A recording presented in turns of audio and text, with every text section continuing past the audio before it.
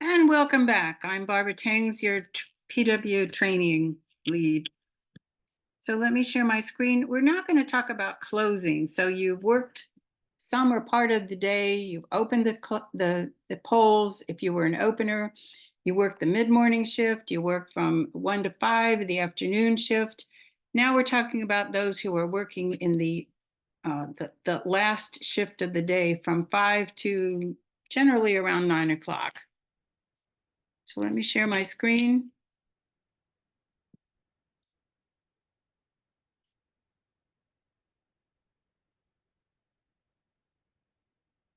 So election day closing, what happens at 7 o'clock when the polls are closing?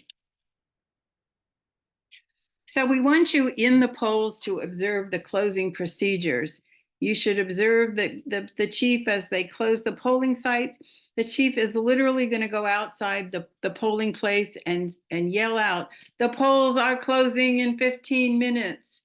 And then they may give another 5-minute warning, and then they actually close and lock the doors at 7 o'clock. Now, if they're in a public building like a church or a school or something, they may be just locking the doors and closing the doors that are in the room where the precinct is located, but no voters should be voting after that. Now, if there's a line and the line extends out the door, they'll do their best to bring as many people as they can inside, and they'll put an election officer at the end of the line to denote so that nobody can come in and join afterwards. So anybody who was there and in line as of 7 p.m. can vote.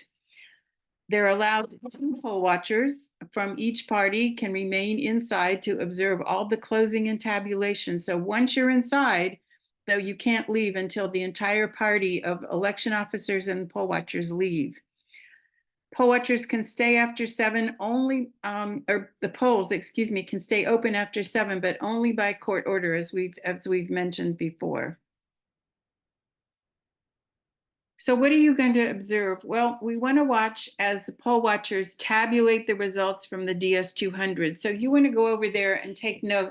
What are the readings, the public count and the protected count? What are the readings on each of the DS200s? Note that down on your report form. And note again what the red seal number is. Should be the same as in the morning, but we want to be, as a fraud detection, we want to be sure that we note down what that seal number is. And then you should also record and note what is the poll book count. Ideally, if you can get the poll book count from each poll book, there should be 3 or 4 of them, as well as the poll book count, collectively.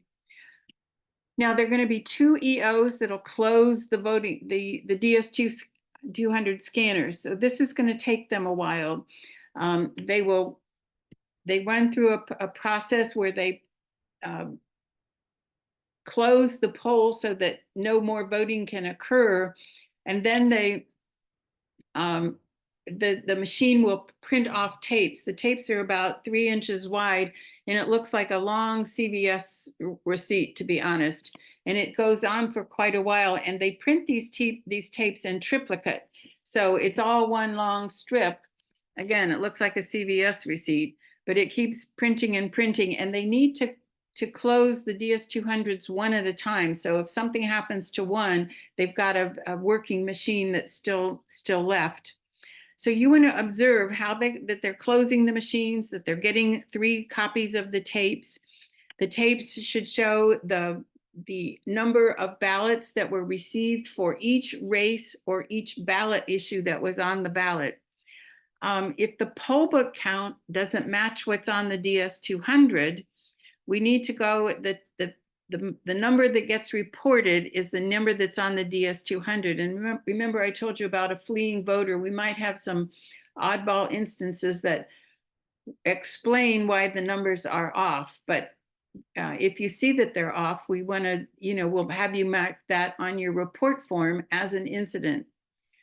The chief then and the EOs are going to complete the statement of results paperwork. This is sort of the final accounting of the day. How many different kinds of ballots were counted, were produced, provisionals, how many spoiled ballots, how many voided ballots.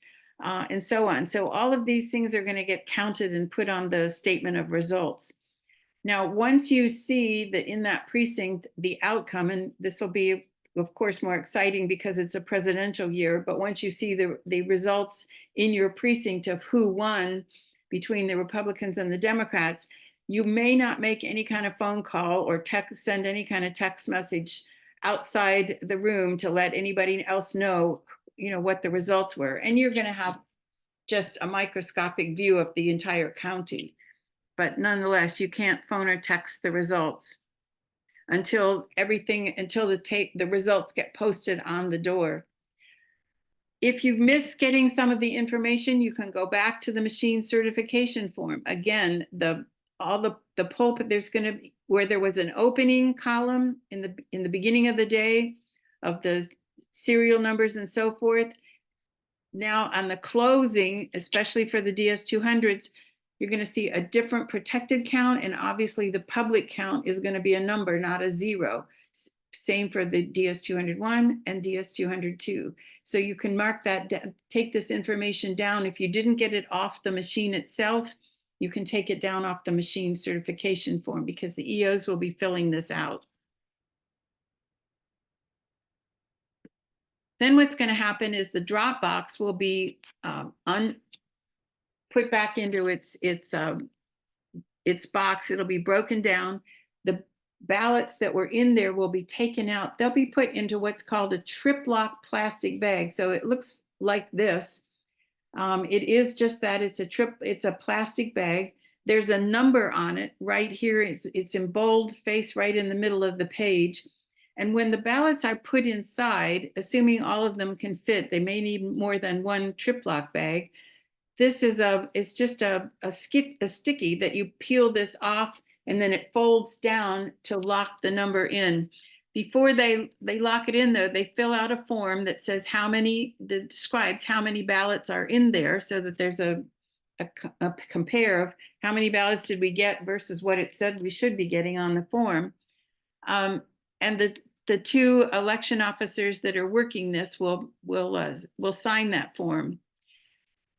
These two election officers that are responsible for the Dropbox ballots have a mission for three things. They take the Dropbox ballots, they go to the election officers that are closing the DS200s, and they get the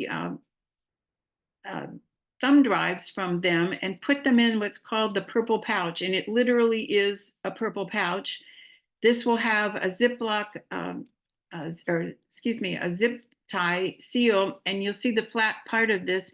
You want to get the zip tie number of that and put that number on your report. They're then these two what's called collector EOs, they're going to collect the Dropbox ballots, they'll collect the thumb drives, and then they will collect all of the provisional ballots, and they take these three things to the Fairfax County Government Center, and they will leave right away. So as soon as the DS200s are powered down and the thumb drives are removed, as soon as they have the trip lock all filled out and ready to go, they'll get the provisionals, and then these two EOs will leave the precinct and they will drive to the Fairfax County Government Center, and they will leave off. They'll leave off these three items with other election officers from the Office of Elections. This is usually they drive up into the circle that's right in front of the government center, and they'll hand off their materials there. Those election officers there are kind of like runners, and they will run this information all upstairs to the third floor to the Office of Elections and drop them off. Now, if you're interested, we're going to have a poll watcher that'll be pre-positioned there to observe the arrival of all these courier collection officers. This is the Fairfax County Government Center is the only place where these things are collected. So all 265 precincts will be sending their early materials back to the government center. Now, after the machines are powered off or powered down, and they start to undo everything else. So the poll pads have to get signed, put back in their containers and packed. Everything, the power cords all packed, and all of the accounting starts to go on. So the machines themselves are going to get packed. All of the signage comes down. There were probably A-frame sandwich boards out front that announce the phone numbers for curbside voters. All of everything that was in the facility needs to be packed up and ready to go. When everything is packed up, there are 4 sites. So wherever you are, your chief is going to drive the rest of the materials, not the equipment. That's going to get put back in a cage, and I'll show you that in a minute. But all of these other things will go to one of these 4 collection points. Generally, it's the one that's the closest to where that precinct is. So the Fairfax County Government Center, North County Government Center, Mount Vernon Government Center, or at Marshall High School. They added that one a few years ago. And again, we're going to have poll watchers at each of those 4 drop-off locations to observe the check-in of the chiefs dropping off their materials. Now, these materials will then be sorted, and they will be, each location of the 4 will also send their ballots, their boxes of ballots, to the courthouse. So these will be escorted by the police, and we will have PWs at the courthouse to observe the arrival of the four trucks coming from each of these locations to bring the voted ballots. These will be stored in the vault in the courthouse, and the vault has no access for others than highly approved people. So even our poll watchers can't see them actually being put in the vault. We can see them being walked down the hall, but not put in the vault itself. Back in the precinct, there's still closing activities that are going on. So this is how they're boxing up the voted ballots. So they'll go in a white box. They call them a number 3 box.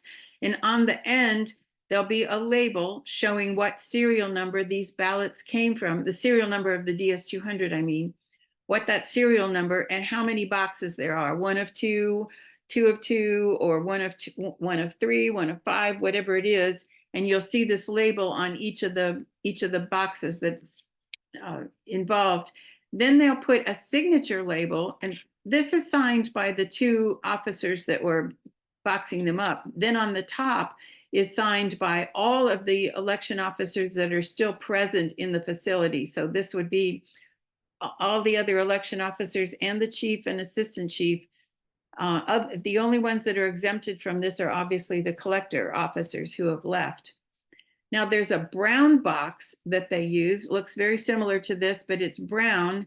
And this is where all the unvoted ballots are boxed. So any ballot that wasn't used goes in a brown box. Anything that was used gets taped up in like this, and they use this special tamper-proof tape to wrap it crosswise, just like it's shown there.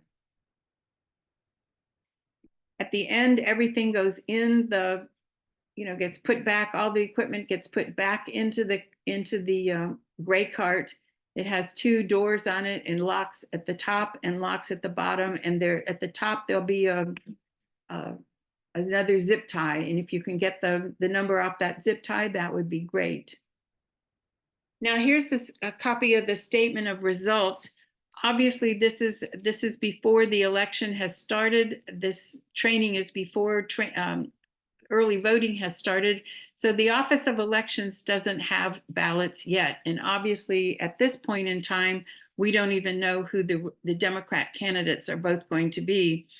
But you will see the names of the candidates and who got how many votes on the statement of results and on the results form that goes on the door. But we're going to ask you to get information from the statement of results, or affectionately called the SOAR. This will show how many voters checked in, how many curbside voters, how many votes were cast on each of the machines. Were there any hand count ballots? That is, votes that went in that auxiliary place? Did something happen that a ballot wouldn't scan, and so they had to put it in the auxiliary compartment?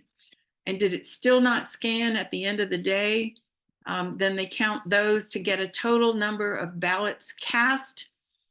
Did the number of ballots cast, does it match the poll pad count?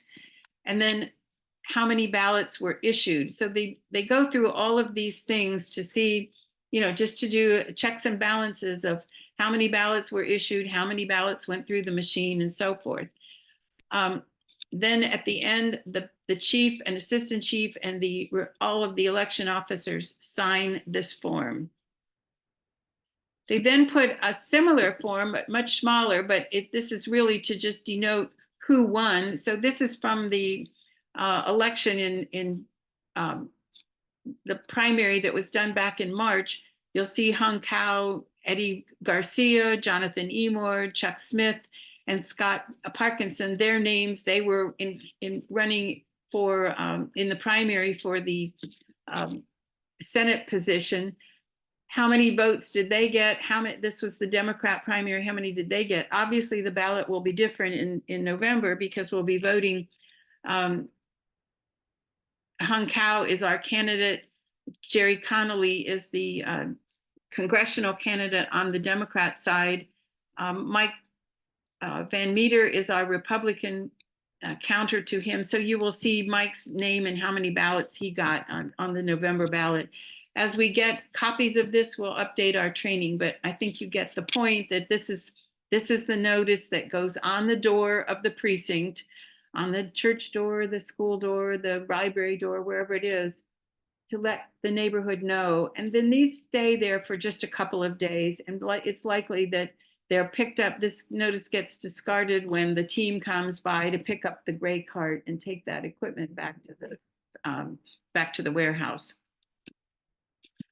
So that concludes election day. When we come back, we'll talk about how to vote early